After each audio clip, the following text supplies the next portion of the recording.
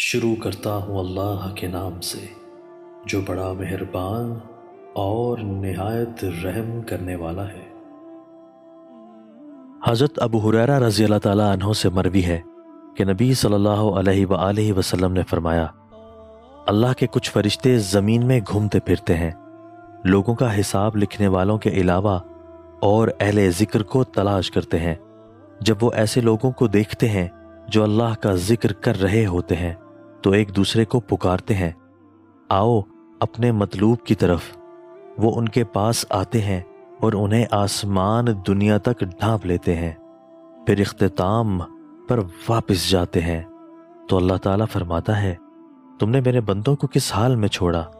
وہ فرشتے کہتے ہیں، ہم نے انہیں تیری تحمید، تمجید اور ذکر کرتے ہوئے چھوڑا۔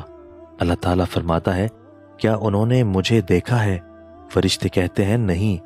اللہ تعالیٰ فرماتا ہے، اگر وہ مجھے دیکھ لیں تو ان کی کیفیت کس طرح ہوگی؟ وہ کہتے ہیں، اگر وہ آپ کو دیکھ لیں تو وہ اور بھی زیادہ تحمید، تمجید اور ذکر کریں۔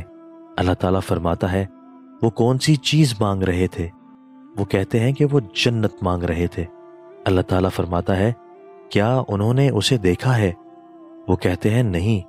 اللہ تعالیٰ فرماتا ہے، اگر وہ اسے دیکھ لیں تو ان کی کیا کیفیت ہو؟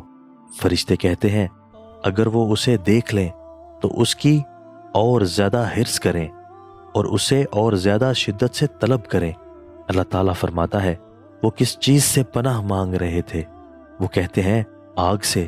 اللہ تعالیٰ فرماتا ہے، کیا انہوں نے آگ، جہنم کو دیکھا ہے؟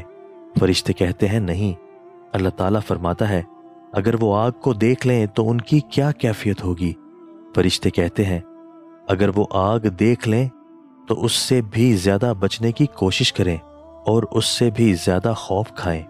اللہ تعالیٰ فرماتا ہے، میں تمہیں گواہ بناتا ہوں کہ میں نے انہیں بخش دیا۔ فرشتے کہتے ہیں، ان میں فلاں گناہگار بھی بیٹھا ہوا تھا جو ویسے ہی وہاں موجود تھا اور اپنے کسی کام سے آیا تھا۔ اللہ تعالیٰ فرماتا ہے، یہ ایسے لوگ ہیں جن کے پاس بیٹھنے والا بھی محروم نہیں رہتا۔ حضرت ابو ہریرہ رضی اللہ تعالیٰ عنہ کہتے ہیں کہ حضرت ابو بکر صدیق رضی اللہ تعالیٰ عنہ نے کہا، اے اللہ کے رسول، مجھے ایسی دعا سکھائیے جو میں صبح و شام پڑھتا رہوں۔